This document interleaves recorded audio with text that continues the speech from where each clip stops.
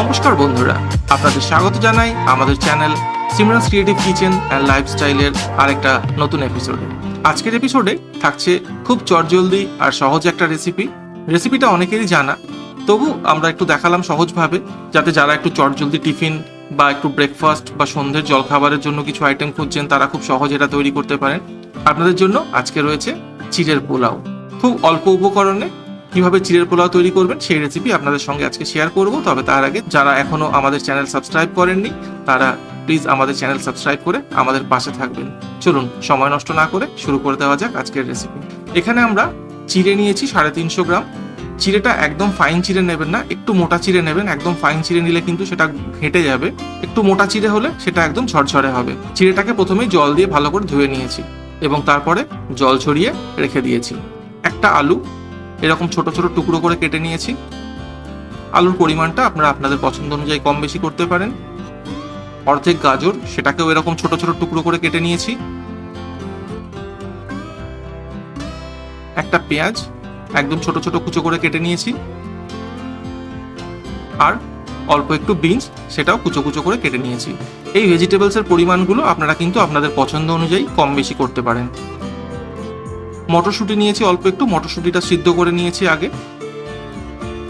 আর অল্প একটু নিয়েছি বাদাম ভাজা, এখানে আমরা তেলে ভাজা বাদাম ব্যবহার করেছি। একটা কাঁচা লঙ্কা কুচো কুচো করে নিয়েছি। চলে আসি রান্নায়। প্রথমেই কড়াইতে তেল গরম করে নিচ্ছি। রান্নাটা আমরা সাদা তেলে করব। তেল গরম করে তেলের মধ্যে দিয়ে দিচ্ছি 2 চামচ নুন আর সামান্য একটু হলুদ গুঁড়ো। এরপর আমরা কুচো করে রাখা আলুগুলো তেলের মধ্যে দিয়ে দিচ্ছি। শুধু আলুগুলোই নয়, আমরা সব সবজিগুলোই একসঙ্গে তেলের মধ্যে দিয়ে দেবো। আর ফ্লেমটা হাইতে রেখে আমরা সবজিগুলোকে একটু সময় ভেজে নেব। আলু, গাজর আর বিনসটা আমরা প্রথমে দিয়ে দিলাম। এগুলো সিদ্ধ হতে একটু সময় লাগবে। যতক্ষণ না আলু, গাজর এবং বিনসটা একটু সিদ্ধ হয়ে আসছে আমরা এটাকে ভেজে নেব।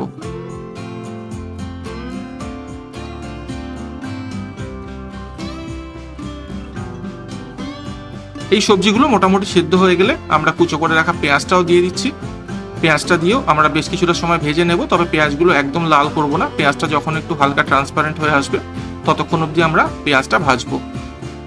চিড়ের পোলাওটা একটু মিষ্টি মিষ্টি ভালো লাগে, তাই আমরা লঙ্কাটা কম ব্যবহার করেছি। আর আমরা এমনিতেও ঝাল একটু কমই খাই। আপনারা যে পরিমাণ ঝাল পছন্দ করেন সেই অনুযায়ী কাঁচা লঙ্কা কুচো ব্যবহার করতে পারেন।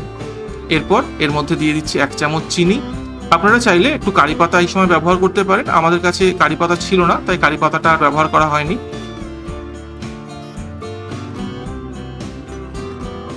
আর একটু সময় সবজিগুলোকে আমরা ভেজে নেব। তারপর মটরশুঁটিটাও এর মধ্যে দিয়ে দিচ্ছি। এরপর আমরা ধুয়ে রাখা চিড়েটা থেকে অর্ধেকটা চিড়ে প্রথমে এর মধ্যে দিচ্ছি। সব চিড়েটা একসঙ্গে দিলে মেশাতে অসুবিধা হবে। অর্ধেকটা চিড়ে দিয়ে সেটাকে ভালো করে সবজিগুলোর সঙ্গে মিশিয়ে নেব। খেয়াল রাখবেন, চিড়েটা ধুয়ে নেওয়ার পর চিড়ের জলটা কিন্তু ভালো করে ছড়িয়ে নেবেন, না হলে পোলাওটা ঝরঝরে হবে না।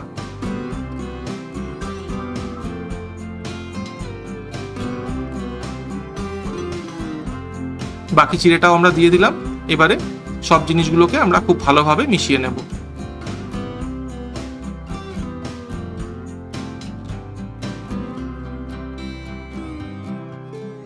বেশ খানিকটা সময় চিড়েগুলোকে খুব ভালো করে আমরা সবজির সঙ্গে মিশিয়ে নেব।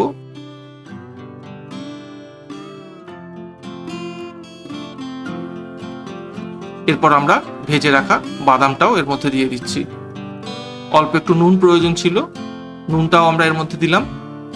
আপনারা আপনাদের স্বাদ অনুযায়ী নুন ব্যবহার করবেন। বাদামটা দিয়ে আরো একবার ভালো করে মিশিয়ে নেব।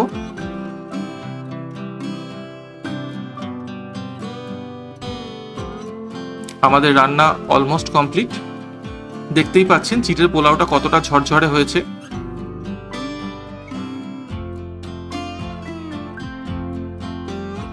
চিড়ের পোলাও তৈরি। এরপর আমরা এটা পরিবেশন করব টিফিনের জন্য বা বাচ্চাদের টিফিন বক্সে দেওয়ার জন্য।